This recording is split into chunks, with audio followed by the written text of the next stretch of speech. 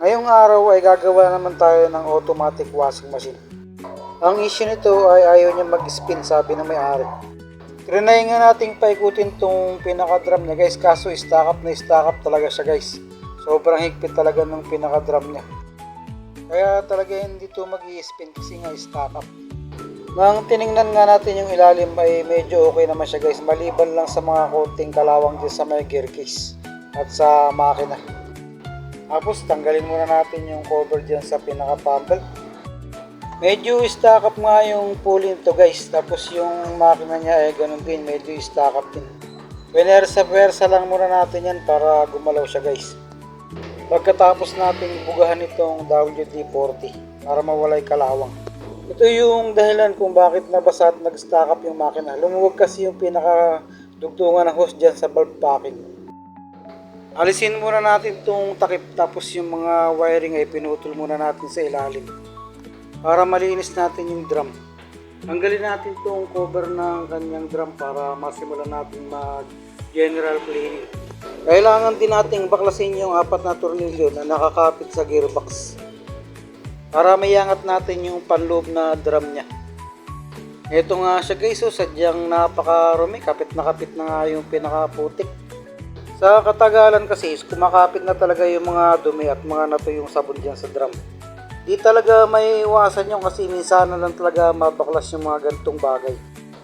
Kaya tamang kuskus muna tayo dyan ng mga patik-patik at mga dumi.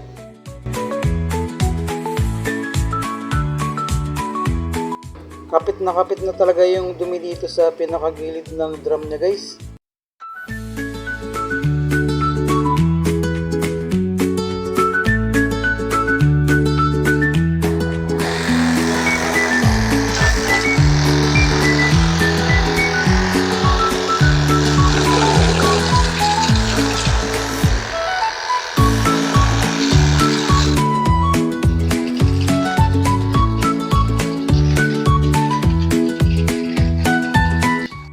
Kubayan lang nating mabuti yung pinaka-drum para mawala yung mga nakakapit na dumi.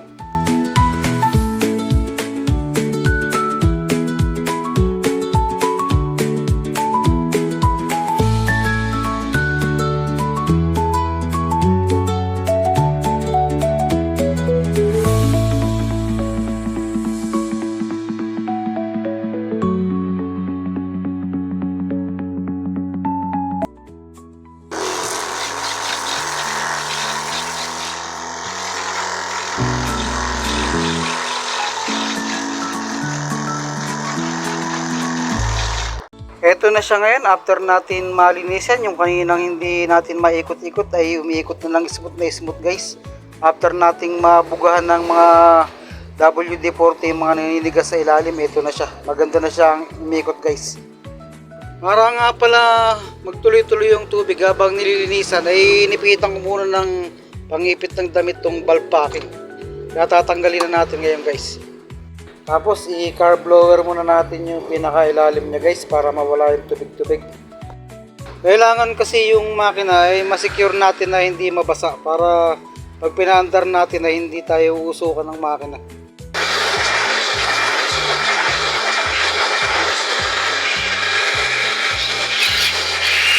Tapos ay kakabit na natin yung pump belt na tinanggal natin dito sa ilalim. Pagkatapos ay iwawiring na natin para matesting natin maya maya. Lagyan na rin natin ng bulkasid itong pinagdudugtungan ng hose galing sa valve packing para siguradong hindi natatagas yung tubig niya guys. Ikabit na ulit natin yung mga wiring na pinutol natin kanina. Huwag din natin kalimutang lagyan ng plastic yung pinagdugtungan ng mga wire para secure na hindi mababasa. Tapos ay secure natin yan sa gilid, i-cable tie natin yan guys. Final test natin guys, power on. Tapos set natin sa spin.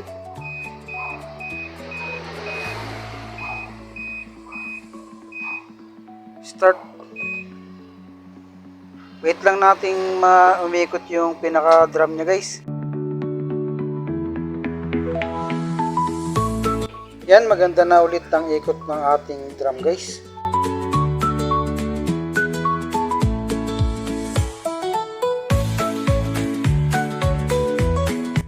Yan, okay na yung unit natin guys. Yun lang guys. Maraming salamat. Hanggang sa muli.